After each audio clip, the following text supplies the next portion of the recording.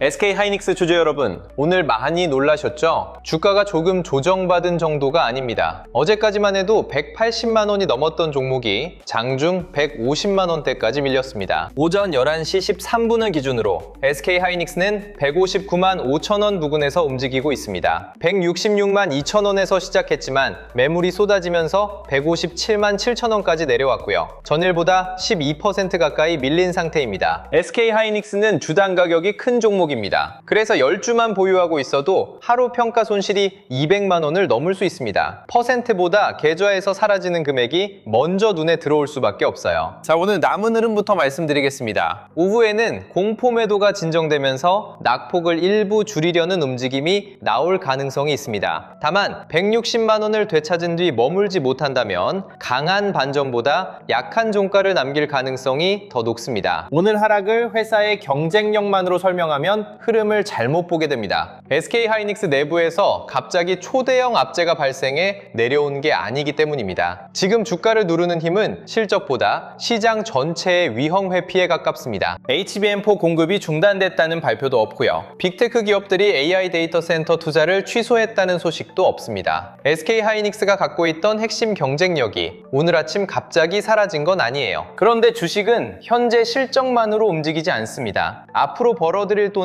얼마나 먼저 반영했느냐에 따라 반응이 달라집니다. SK하이닉스에는 HBM 성장과 높은 메모리 가격에 대한 기대가 상당히 크게 들어가 있었습니다. 바로 이 때문에 삼성전자보다 낙폭도 커졌습니다. 그동안 더 빠르게 올랐고요. AI와 HBM 기대를 더 직접적으로 반영했던 종목이기 때문에 시장이 반도체 비중을 줄일 때 충격도 크게 받은 겁니다. 외국인 보유 비중이 높다는 점도 영향을 줍니다. 글로벌 자금이 한국 반도체 비중을 줄이려고 하면 거래가 활발하고 물량을 정리하기 쉬운 SK하이닉스부터 손을 댈 수 있습니다. 좋은 회사라고 매도 대상에서 빠지는 건 아닙니다. 밤사이 미국에서는 엔비디아와 AMD, 마이크론을 비롯한 반도체주가 크게 흔들렸습니다. AI 종목이 너무 빠르게 올랐다는 부담과 중국 반도체 기술에 대한 경계가 동시에 커졌습니다. 그 여파가 국내 시장이 열리자마자 그대로 반영됐습니다. 여기에 중국 창신 메모리의 성장과 증설 소식이 더해졌습니다. 중국 업체가 디램 생산을 늘리면 공급 부족이 풀리고 메모리 가격 상승세도 끝나는 것 아니냐는 우려가 나온 겁니다. 시장은 이 소식을 메모리 업황 정점 가능성과 연결해 받아들였습니다. 근데 범용 디램과 HBM은 조금 나눠서 볼 필요가 있습니다. 범용 제품은 생산 능력이 빠르게 늘면 가격 경쟁이 심해질 수 있습니다. 반면 HBM은 단순히 생산 설비를 늘린다고 바로 경쟁력을 확보할 수 있는 시장이 아닙니다. 여러 개의 칩을 높게 쌓으면서 수율을 유지해야 하고요. 발열과 전력 문제를 해결해야 합니다. 첨단 패키징 기술과 고객사의 까다로운 성능 검증까지 통과해야 실제 주문을 받을 수 있습니다. 그러니까 중국 업체의 성장은 장기적으로 확인해야 할 위험을 맞습니다. 하지만 중국이 생산을 늘린다는 소식 하나로 SK하이닉스의 HBM 기술과 고객 관계가 바로 무너지는 건 아닙니다. 오늘 하락에는 실제 변화보다 미래에 대한 불안이 더 강하게 반영돼 있습니다. 문제는 시장이 공포에 빠지면 이런 차이를 천천히 계산하지 않는다는 겁니다. 범용 디램이든 HBM이든 일단 메모리주부터 줄이고 봅니다. 내용을 구분하는 건 매도가 어느 정도 끝난 다음입니다. SK하이닉스 실적 발표를 앞두고 있다는 점도 변동성을 키웠습니다. 시장은 이미 좋은 실적을 예상하고 있어요. 그래서 매출과 영업이익이 잘 나오는 것만으로는 주가를 강하게 돌리기 어려울 수 있습니다. 투자자들이 기다리는 건 다음 이야기입니다. HBM4 물량을 어느 속도로 늘리는지, 높은 가격과 수익성을 계속 지킬 수 있는지, 빅테크 주문이 내년까지 이어질 수 있는지를 확인하려는 겁니다. 범용 디램 공급이 늘어도 HBM 성장으로 전체 이익을 지킬 수 있다는 설명이 나온다면 오늘의 공포는 과했다는 평가가 생길 수 있습니다. 반대로 공급 증가와 가격 둔화에 대한 우려가 확인되면 실적이 좋아도 시장의 눈높이는 낮아질 수 있습니다. 오늘 거래에서도 눈에 띄는 부분이 있습니다. 점심시간이 되기 전인데 거래량이 이미 270만 주를 넘었고요. 거래대금은 4조 원을 훌쩍 넘어섰습니다. 평소와는 다른 규모의 손바뀜이 일어나고 있는 겁니다. 거래가 많다고 무조건 바닥은 아닙니다. 있습니다. 공포에 던지는 사람과 낮아진 가격을 기다렸던 사람이 동시에 들어오면 거래량은 크게 늘어납니다. 결국 중요한 건 이 많은 물량이 오가는 동안 가격이 어느 쪽으로 움직이느냐입니다. 상승 구간에서 거래가 커지면 매수자가 적극적으로 물량을 가져가고 있다는 뜻입니다. 반대로 주가가 내려갈 때마다 거래가 증가한다면 아직 빠져나가려는 사람이 더 많다는 뜻입니다. 같은 거래량이라도 해석은 완전히 달라집니다. 외국계 창구에서는 69만 주 가까운 매도 우위가 나타나고 있습니다. 지금 반등을 방해하는 가장 직접적인 물량입니다. 오후 흐름이 달라지려면 주가보다 이 매도 속도부터 둔해져야 합니다. 외국인이 바로 큰 규모로 사야 하는 건 아닙니다. 계속 쏟아지던 물량이 멈추고요. 새로운 매도 주문이 줄어드는 것만으로도 주가는 숨을 돌릴 수 있습니다. 수급은 대규모 순매수보다 매도 감소해서 먼저 돌아서는 경우가 많습니다. 오늘처럼 매도 사이드카가 발동한 장에서는 발동 사실만 보고 있어서는 안 됩니다. 잠시 멈췄던 프로그램 매도가 다시 나왔을 때 시장이 그 물량을 받아내는지를 봐야 합니다. 충격 이후의 움직임이 진짜 시장의 힘을 보여줍니다. 삼성전자와 비교해보는 것도 필요합니다. SK하이닉스만 잠깐 튀고 삼성전자가 계속 약하면 반도체 전체에 돈이 돌아왔다고 보기 어렵습니다. 두 종목의 하락 속도가 함께 줄어야 업종의 분위기가 바뀌었다고 볼 수 있습니다. 장비와 패키징, 기판주도 힌트를 줍니다. 반도체를 다시 사려는 돈은 시가총액이 큰 종목보다 민감한 공급망 종목에서 먼저 움직일 수 있습니다. SK하이닉스의 반등과 함께 관련 종목까지 살아난다면 훨씬 힘있는 흐름이 됩니다. 오후에는 점심시간 전후로 매수와 매도가 한 번 더 강하게 부딪힐 가능성이 높습니다. 아침에 미처 빠져나오지 못한 물량은 반등을 이용하려고 할 거고요. 급락을 기다렸던 자금은 가격이 안정되는 순간 들어오려고 할 겁니다. 오후 2시 이후에는 오늘 장의 결론이 조금 더 선명해질 겁니다. 오전에 들어온 저가 매수 자금이 종가까지 남는다면 낙폭을 줄일 수 있습니다. 반대로 매수했던 자금까지 빠져나가면 장 마감 전 추가 매도가 나올 수 있습니다. 가장 좋은 흐름은 한 번 더 흔들린 뒤 저점이 높아지고요. 삼성전자와 반도체 공급망 종목이 함께 살아나는 겁니다. 여기에 프로그램 매수까지 종가 부근에 남는다면 오늘의 급락은 일단 과도한 투매로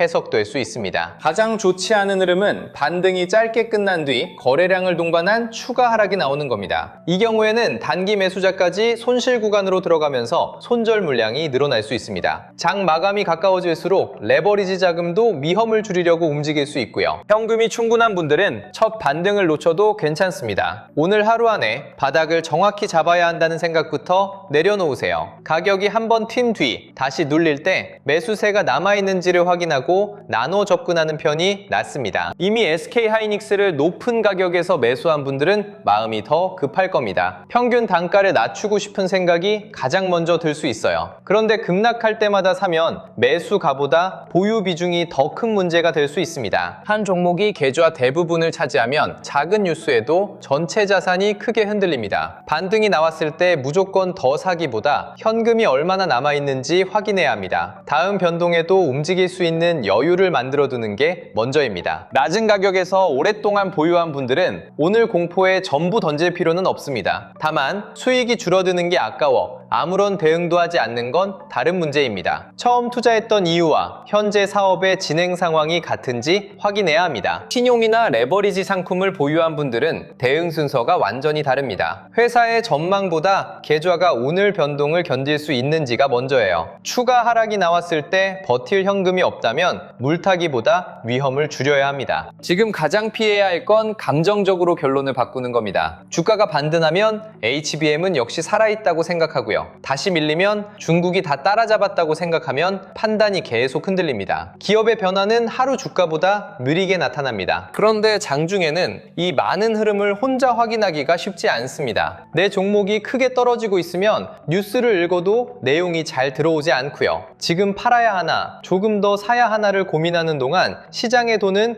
이미 다른 방향으로 움직일 수 있습니다. 그래서 오늘처럼 대응 속도가 중요한 분들을 위해 SK하이닉스 보유 종목 무료 진단 무료진단과 데이터 및 주도주 알림센터를 함께 열어두었습니다. 단순히 SK하이닉스가 오를지 내릴지를 한 문장으로 알려드리는 방식은 아닙니다. 내 계좌와 시장 흐름을 함께 보는 겁니다. 보유 종목 무료진단에서는 매수가와 현재 손익, 계좌 비중과 남은 현금을 확인합니다. 지금 추가 매수가 가능한 상태인지, 반등이 왔을 때 비중부터 조절해야 하는 상태인지 내 계좌에 맞는 순서를 나눠볼 수 있습니다. 같은 마이너스 10%라도 보유 비중이 10%인 사람과 70%인 사람은 대응이 달라야 합니다. 현금이 충분한 사람과 이미 모든 자금을 넣은 사람도 똑같이 움직이면 안 됩니다. 종목 전망보다 내 계좌 구조를 먼저 봐야 하는 이유입니다. 데이터 및 주도주 알림센터에서는 외국인과 프로그램 수급, 반도체 거래대금의 변화를 이어서 확인합니다. 뉴스가 나온 뒤 설명하는 게 아니라 시장의 돈이 실제로 반응하고 있는지를 살펴보는 방식입니다. SK하이닉스만 보는 것도 아닙니다. HBM 장비와 패키징, 기판과 검사 장비, 전력 인프라까지 자금이 움직이는 경로를 함께 확인합니다. 주도주에서 나타나는 선행 움직임을 놓치지 않기 위해서입니다. 오늘처럼 매도 사이드카가 발동한 장에서는 충격이 나왔다는 사실보다 그 뒤에 대응이 중요합니다. 프로그램 물량을 시장이 받아내는지, 반도체에서 빠진 돈이 완전히 시장 밖으로 나가는지, 다른 주도주로 이동하는지를 빠르게 확인해야 합니다. 영상 아래 더보기란이나 고정 댓글에 있는 신청 페이지를 눌러주세요. 현재 계좌 상태가 가장 걱정된다면 보유 종목 무료 진단을 선택하시면 되고요. 장중 수급과 HBM 관련 주도주의 변화를 확인하고 싶다면 데이터 및 주도주 알림센터를 함께 선택하시면 됩니다. 신청을 마치면 필요한 자료를 바로 확인할 수 있습니다. 이후 시장의 방향을 바꿀 만한 변화가 나타날 때는 알림센터를 통해 이어서 살펴보실 수 있고요. 말씀드린 내용은 모두 무료로 확인하실 수 있습니다. 자, 마지막으로 오늘 남은 흐름을 정리하겠습니다. 오후에는 공포 매도가 진정되면서 낙폭을 줄이려는 시도가 나올 가능성이 있습니다. 다만 심리적 가격을 되찾지 못하고 매도 물량이 계속 쌓인다면 약한 흐름이 종가까지 이어질 수 있습니다. 반대로